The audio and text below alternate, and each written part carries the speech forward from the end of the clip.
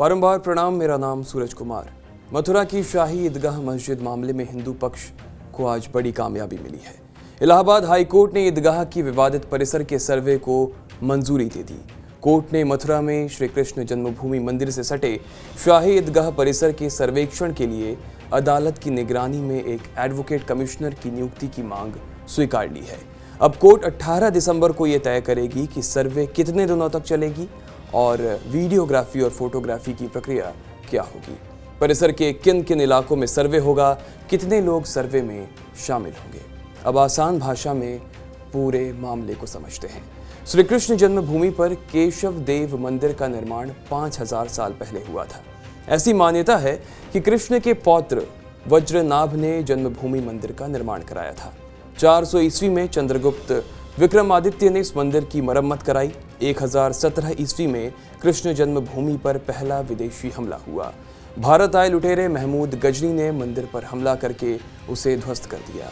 लेकिन 1115 ईस्वी में मथुरा के राजा द्रुपद देव जनुजा ने दोबारा मंदिर का निर्माण कराया। इसके बाद 16वीं सदी में सिकंदर लोधी ने मथुरा पर हमला करके जन्मभूमि मंदिर को नष्ट कर दिया था। लगभग 125 साल बाद राजा वीर सिंह बुंदेला ने चौथी बार मंदिर का निर्माण कराया, लेकिन समय फिर बदला। 1658 में औरंगजेब ने मुगल सल्तनत की कमान संभाली। इसके कार्यकाल में मथुरा जन्मभूमि पर आखिरी हमला हुआ था।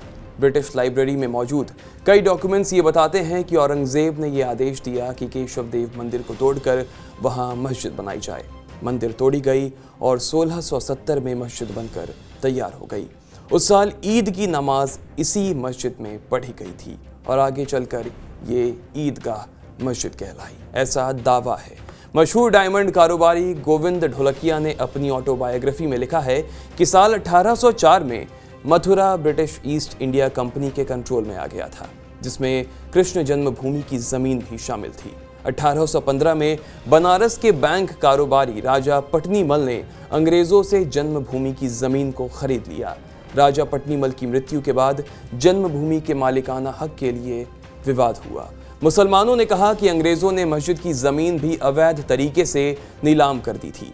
इसके बाद 1935 में इलाहाबाद हाई कोर्ट ने इस विवाद का निपटारा किया और राजा कृष्णदास के पक्ष में फैसला सुनाया। राजा कृष्णदास राजा पटनीमल के उत्तराधिकारी थे। इसके बाद 1944 में पंडित मदन मोहन मालवीय और 3 और लोगों ने राजा कृष्णदास से जन्मभूमि की जमीन को 13,000 रुपए में खरीद लिया। मशहूर कारोबारी जुगल किशोर बिड़ला ने इसके लिए आर्थिक मदद भी की थी। 1946 में जब मालवीय की मौत हो गई, तब जुगल किशोर ने इस जमीन की देखरेख के लिए कृष्ण जन्मभूमि ट्रस्ट स्थापित किया। जुगल किशोर बिड़ला जय दयाल डालमिया के साथ मिलकर इस जमीन पर मंदिर बनाने के इच्छुक थे। 1953 में उद्योगपतियों की मदद से मंदिर निर्माण शुरू हुआ। 16 सितंबर 1958 को श्री कृष्ण केशव देव मंदिर का वर्तमान स्वरूप बनकर तैयार हुआ और ईदगाह से ही सटकर मंदिर का निर्माण किया गया। डालमिया ने श्री कृष्ण जन्मस्थान सेवा संस्थान के नाम से एक और ट्रस्ट रजिस्टर्ड करवाया। इसके पास मंदिर के रखरखाव की जिम्मेदारी तो थी, लेकिन जमीन पर मालिकाना हक नहीं था, क्योंकि मदन मोहन मालवीय के बाद जमीन का मालिकाना हक जुगल किशोर बिड़ला के पास चला गया था।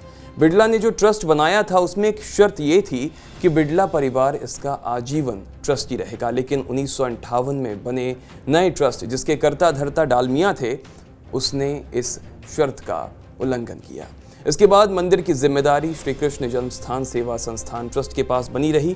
ट्रस्ट के अध्यक्ष जय दयाल डालमिया बने रहे। 1967 में जुगल किशोर बिड़ला की मृत्यु हो गई, जिसके बाद ट्रस्ट ने मुस्लिम पक्ष से एक समझौता कर लिया। समझौते के तहत ईदगाह शाही मस्जिद का संपूर्ण प्रबंधन मुस्लिमों को सौंप दिया गया। रंजना अग्निहोत्री, विष्णुदेव शंकर जैन आदि की ओर से जो दाखिल की गई याचिका है, उसमें भी इस समझौते को ही अवैध करार दिया गया है। उनका कहना है कि ट्रस्ट को अधिकार नहीं था कि वो समझौता कर सके। 1968 के समझौते को रद्द करने के लिए 1973 में मथुरा जिला न्यायालय की एक याचिका दाखिल की गई। उसके बाद समय समय पर मुकदमे इलाहाबाद हाई कोर्ट और सुप्रीम कोर्ट में पहुंचते रहे। मथुरा श्री कृष्ण जन्मभूमि 13.37 एकड़ में है।